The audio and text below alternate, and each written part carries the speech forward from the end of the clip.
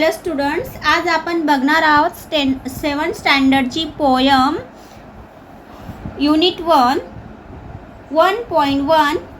Poem name आहे past, present, future. तर reading करून समजून घेऊया.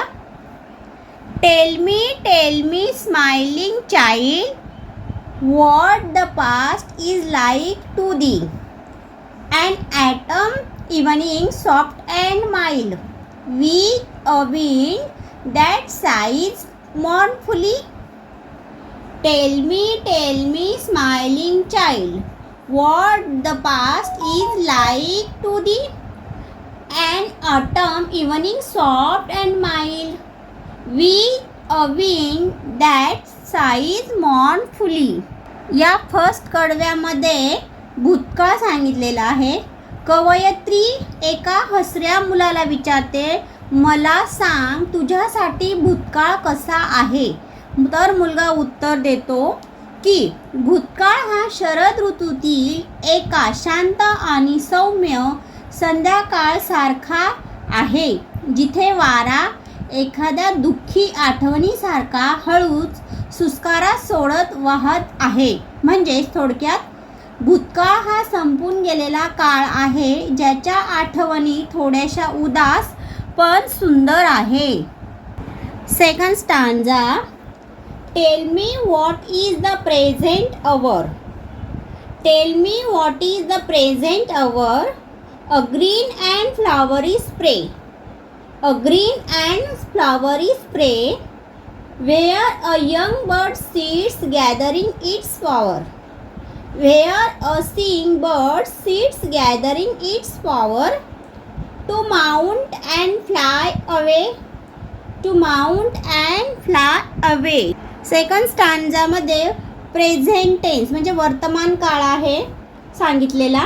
कवयित्री विचारते, आता मला सांग वर्तमान काय आहे. वर्तमान काळ काय आहे म्हणजे सध्याची वेळ काय आहे.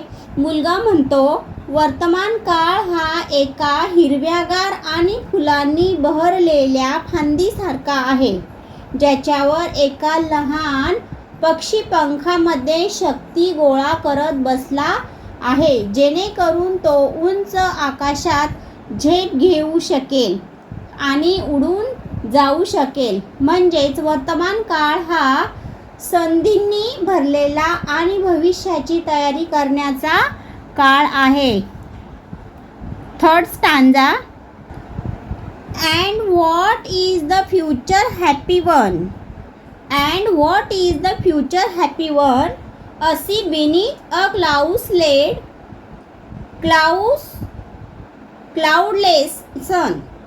A sea beneath a cloudless sun, a mighty glorious dazzling sea, stretching into infinity. A mighty glorious dazzling sea, stretching into infinity. Third stanza म्हणजे लास्ट स्टांजामध्ये भविष्यकाळ फ्युचर म्हणजे भविष्यकाळ सांगितलेला आहे. तर शेवटी कवयित्री विचारते की आनंदी मुला भविष्यकाळ काय आहे. तर मुलगा उत्साहाने सांगतो की भविष्यकाळ हा निरभ्र म्हणजे ढग नसलेल्या सूर्याखाली पसरलेल्या अथांग अशा समुद्रासारखा आहे. एक असा शक्तिशाली भव्य आणि डोळे दिपवून टाकणारा समुद्र, जो अनंत काळापर्यंत पसरलेला आहे, ज्याला कुठेही अंत नाही. म्हणजेच भविष्यकाळ हा अनंत संधी, आशा आणि उज्ज्वलतेने भरलेला आहे.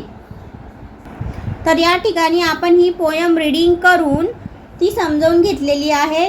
तर या पोयमचे पोएट नेम आहे इमिली ब्रॉन्टी. तुम्हाला जर हा माझा व्हिडिओ आवडला असेल तर लाईक करा, शेअर करा, सबस्क्राईब करा. Thank you for watching.